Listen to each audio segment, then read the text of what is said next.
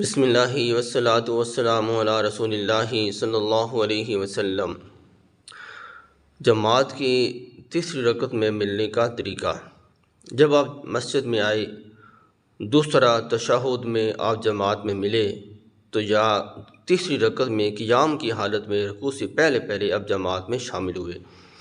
اگر آپ تشہد کی حالت میں ملے تو اللہ اکبر کر کے سیدھا تشہد میں بیٹھنا ہے، ہاتھ نہیں باندھنے، اور تشہد پورا پڑھنا ہے عبدو رسول تک۔ اگر آپ جیسے ہی بیٹھے امام صاحب کھڑے ہو گئے، اگر آپ آرام سے بیٹھ چکے ہیں تو تشہد شروع کر کے عبدو رسول تک پڑھ کے آپ پھر کھڑے ہو جائیں رکوع سے، اگلی رکعت کے رکوع سے پہلے۔ تو اگر آپ قیام کی حالت میں ملے ہیں تو پھر ہاتھ باندھ لیں، اللہ اکبر کر کے ہاتھ باندھ لیں، اور ثنا نہیں پڑھنی، اعوذ باللہ تسمیہ یہ نہیں پڑھنا، صرف خاموش ہو کر کھڑے ہو جائیں۔ تو اب امام صاحب تیسری رکعت پڑھیں گے، پھر چوتھی پڑھیں گے، تو 2 رکعتیں ہو جائیں گی جماعت کے ساتھ، 2 رکعتیں آپ کی رہ چکی ہیں۔ تو اب آپ نے عبدو رسول تک پڑھ کے خاموش ہو جانا ہے۔ جب امام صاحب ایک طرف سلام مکمل کر چکیں، پھیر چکیں، تو دوسرا سلام جب شروع کریں، السلام ایسے شروع کریں تو پھر کھڑا ہونا ہے۔ تو یہ دیکھا گیا کہ بعض دفعہ لوگوں کو دیکھا ہے کہ السلام علیکم امام صاحب نے پہلا سلام ابھی پھیرا ہوتا ہے اور لوگ کھڑے ہو جاتے ہیں، ہو سکتا ہے انہوں نے اس کے بعد سجدہ صاحب کرنا ہو، یہ بھی ممکن ہے، لیکن یہ کہ تھوڑا سا صبر کریں۔ ایک طرف والا سلام مکمل امام صاحب پھیر چکیں، کر چکیں، اس کے بعد دوسرا سلام شروع کریں تو پھر آپ نے کھڑا ہونا ہے۔ جب آپ نے کھڑا ہونا ہے تو آپ کی پہلی 2 رکعتیں رہی ہیں، آپ تیسری رکعت میں جماعت میں شامل ہوئے ہیں،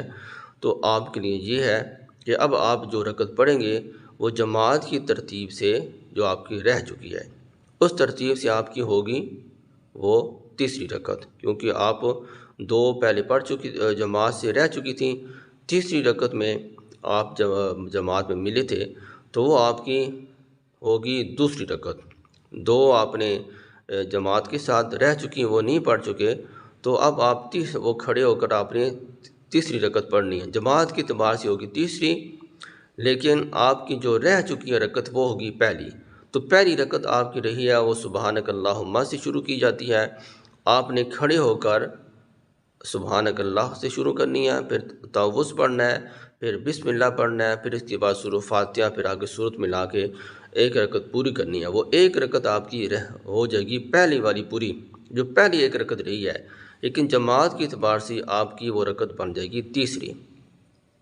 اور اس کے بعد پھر چوتھی رکعت پڑھنی ہے، تو وہ کیونکہ پہلی رکعت میں ثنا پڑھی جاتی ہے اور دوسری رکعت بسم اللہ پڑھ کے سورۃ فاتحہ سے شروع کی جاتی ہے، تو پھر دوسری رکعت آپ نے سورۃ فاتحہ سے شروع کرنی ہے اور سورت ملانی ہے، اور اس کے بعد رکوع سجدہ، تو اس طرح آخر میں تشہد بیٹھنا ہے۔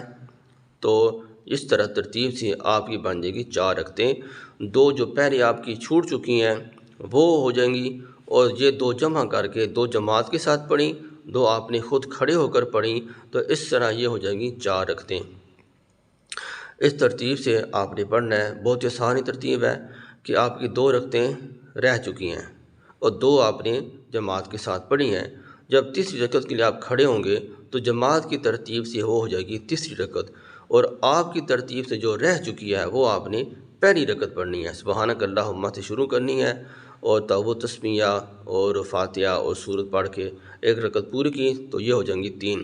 پھر چوتھی رکعت آپ نے پڑھنی ہے، وہ آپ کی رہی ہوئی دوسری رکعت ہوگی اور جماعت کی ترتیب کے اعتبار سے چوتھی ہوگی۔ اس ترتیب سے آپ نے اپنی بقیہ نماز مکمل کرنی ہے۔ دعا کہ اللہ تعالیٰ مجھے بھی اور آپ کو بھی عمل کی توفیق عطا فرمائے۔